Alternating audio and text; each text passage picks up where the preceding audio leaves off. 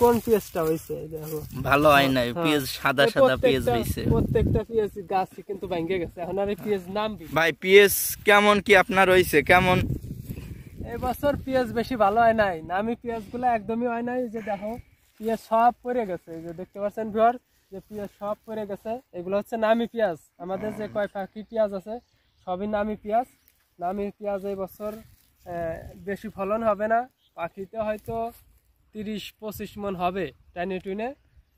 আর বর্তমান যে দাম পেঁয়াজের, তাতে খরচের টাকা উঠবে না। বর্তমান পেঁয়াজ হচ্ছে গিয়া 900 থেকে 1000, 1050, সর্বোচ্চ 1100, 900 থেকে 1100 পর্যন্ত পেঁয়াজ।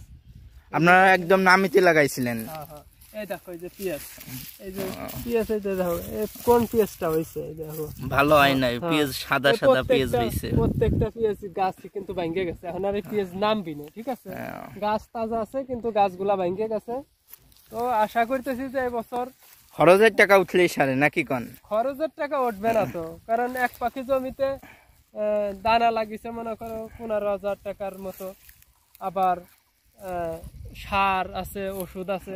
এক টান ওষুধ দিবার গেলি মনে করো 4-5 বার করে ওষুধ দেওয়া হয়েছে। আনুমানিক আপনার এই 20% কয় টাকা খরচ হয়েছে? আমরা হচ্ছে 20% তো করি নাই, আমাদের হচ্ছে গিয়া আরো জমি আছে, মোট হচ্ছে গিয়া 130% জমি করছি। এক পাখি জমিতে হচ্ছে আমাদের এখানে হলো 28% পাখি। এক পাখি জমিতে ওষুধ দিতে গেলে একবার 1900, 850, মানে 850, 800-র নিচে একটা ওষুধ হয় না। তো এক পাখি জমিতে প্রায় 4বার 5বার করে ওষুধ দিছি, তাতে ধরো তুমি 4000 টাকার ওষুধ লাগছে খালি স্প্রে, শুধু স্প্রে করছেন। আর সেচ লাগছে, এক পাখি জমিতে সেচ দিতে গেলে 800-900 টাকা লাগে। আবার দানা আছে মনে করো 15,000 টাকার মতো দানা, নামি দানা, যেহেতু এগুলো হচ্ছে আমরা দানা ফেলছিলাম, 15,000 টাকার মতো দানা লাগে এক পাখিতে। আর সেচ, সার, ওষুধ এটা তো আছে। আবার মনে করো যে সেচ দিয়া লাগে 3-4টা, আবার চাষ দিয়া লাগে 3-4টা, এরকম মনে করো যে এবছর একদমই লস, পেঁয়াজ তো ভালো হয় না। মনে হয় পাখিতে 50-60 হাজার টাকা খরচ হয়ে গেছে আপনাদের অলরেডি? না, এক পাখিতে এভারেজ 30,000 টাকা, 35,000 টাকার মতো খরচ হয়েছে, কিন্তু পেঁয়াজ তো ভালো হয় নাই, আবার দামও কম। তো এবছর খরচের টাকা উঠবে না।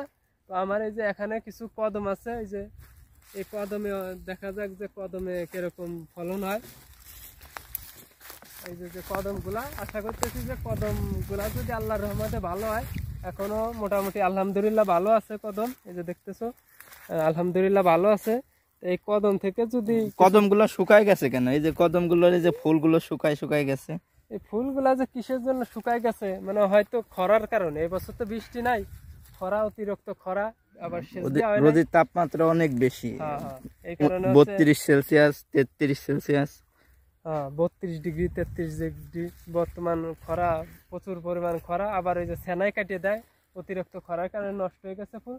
তারপরেও আলহামদুলিল্লাহ ভালোই আছে, যেগুলো আছে ভালোই আছে। এই কটাও যদি টিকে যায় আল্লাহর রহমতে, তাহলে কিছু টাকা হয়তো পাওয়া যাবে। পেঁয়াজে তো একদমই লস, এই দেখতেছো পেঁয়াজের গাছ সব পড়ে গেছে, কোনোভাবেই এই বছর মানে লাভবান হওয়ার সুযোগ নাই, লস ছাড়া। এই হলো অবস্থা পেঁয়াজের। আমরা যে কয় পাখি জমি করছি সবই হচ্ছে নামি পেঁয়াজ। তো নামি পেঁয়াজ আমাদের সবই এরকমই হয়েছে। আমরা কবের পরে একটা সেচ দিছিলাম, পরে আর সেচ টেচ দেয় নাই, সার ওষুধ দিতেছি, কোনোভাবেই কাজ হইতেছে না, যে সব পেঁয়াজ পড়ে গেছে। এখন হচ্ছে গিয়া কয়েকদিন পরেই উঠাতে হবে। বর্তমান যে পেঁয়াজের বাজার, তাতে মানে খরচের টাকা উঠবে না মনে হয়, একদম লস।